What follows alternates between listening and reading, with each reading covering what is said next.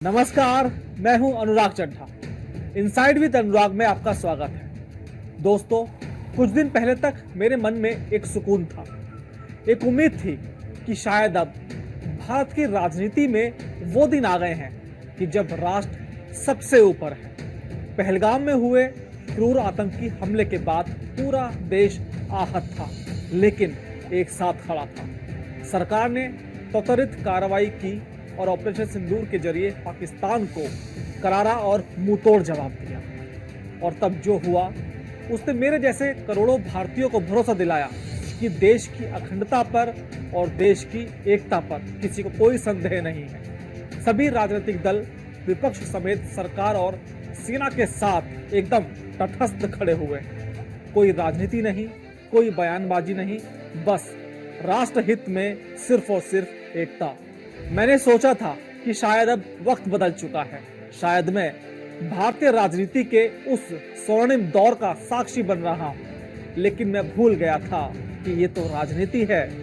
दोस्तों, राजनीति की फितरत होती है मुखौटे पहनना, 4 दिन की चांदनी होती है और फिर वही पुरानी बातें। और आज फिर से वही पुरानी सियासी साजिशें शुरू हो गई हैं। वापस से देश की अखंडता और एकता पर सियासी अंधकार छाने लगा है।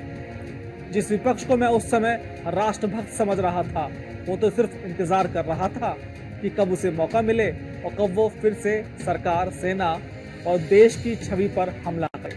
दरअसल बीते कुछ दिनों से विदेश मंत्री एस जयशंकर का एक बयान मीडिया में काफी वायरल हो रहा है। वायरल बयान में जयशंकर कहते हुए सुने जाते हैं कि ऑपरेशन सिंदूर की शुरुआत में पाकिस्तान को बताया गया था कि हम नागरिक ठिकानों को निशाना नहीं बना रहे हैं, सिर्फ और सिर्फ आतंकी ठिकानों पर हम लोग कार्रवाई कर रहे हैं। मतलब साफ था कि भारत युद्ध नहीं चाहता, सिर्फ आतंकवाद के खिलाफ निर्णायक कार्रवाई कर रहा है।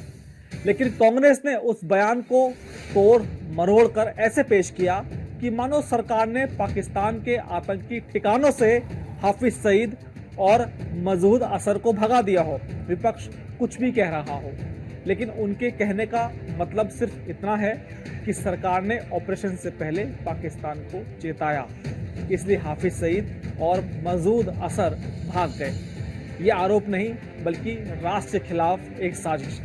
अगर हम जयशंकर के बयान को ढंग से समझें तो कोई स्कूल का बच्चा भी इस बात को बता देगा कि जयशंकर यह कह रहे थे कि आतंकी ठिकानों पर हमले के बाद उन्हें चेताया गया, ना कि पहले। लेकिन जिन्हें पाकिस्तान की जुबान बोलनी हो, उन्हें क्या ही समझ में आएगा, क्योंकि इनकी मानसिकता कभी देश हित में रही ही नहीं।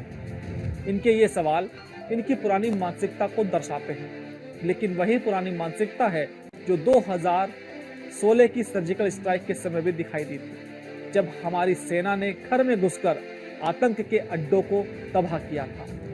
तब यही कांग्रेस सबूत मांग रही थी, सेना का सम्मान करो। ये बोलने वाले खुद सेना पर शक करते हैं। आज फिर वही स्क्रिप्ट दोहराई जा रही है, जहां भारत सरकार के हर कदम पर सवाल और पाकिस्तान को अंतर्राष्ट्रीय मंचों पर नैरेटिव देने का काम किया जा रहा है। और अब सवाल पूछे जा रहे हैं कि हमारे कितने विमान गिरे, हमने क्यों नहीं बताया, पाकिस्तान को सूचना क्यों दी गई। अरे, सवाल तो ये होना चाहिए कि पाकिस्तान के कितने विमान उड़ाए गए।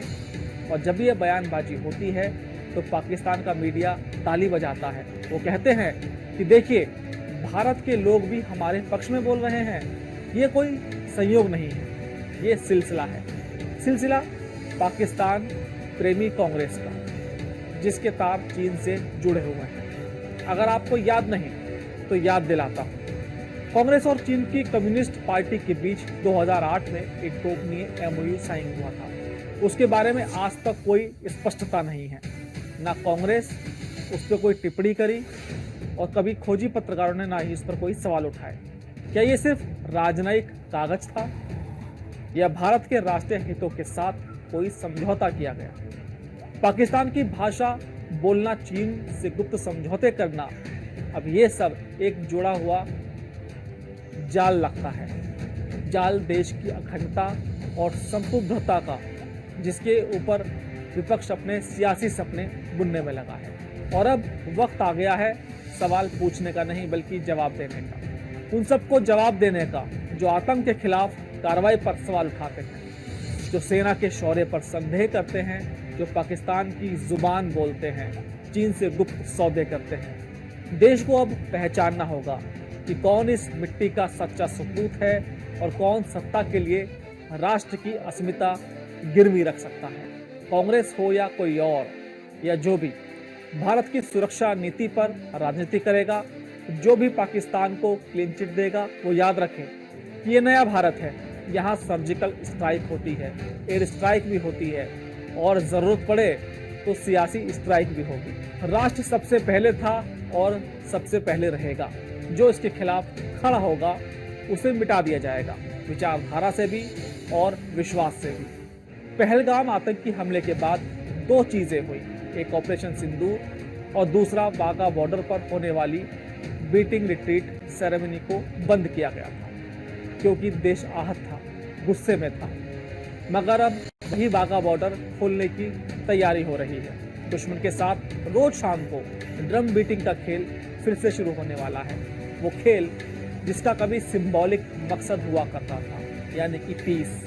लेकिन जब पड़ोसी शांति चाहता ही नहीं तो इस सिंबोलिज्म का ढोंग रखकर भी हम लोग क्या करें। जब एक और पाकिस्तान मासूमों का खून बहाता है तो क्या हर शाम हम उसी के साथ मंच पर नाचेंगे? क्या हमारे जवानों की शहादत का सम्मान यही है? क्या हम इतना गिर चुके हैं कि दुश्मन को रोज सेरेमनी का मंच दें?